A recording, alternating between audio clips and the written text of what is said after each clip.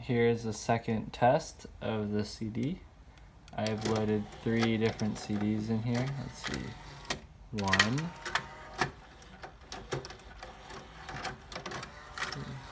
2, and 3. And we are going to start by playing CD number 1. Alright, so we got CD number 1. And with no volume, silence.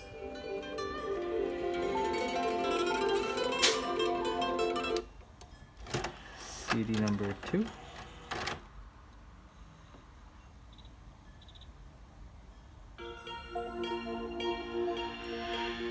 And without.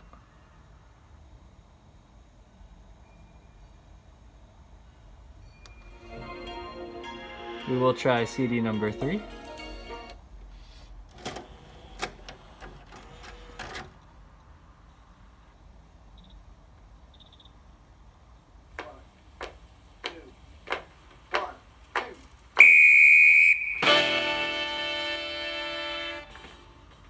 And without, still playing, no noise from the CD player.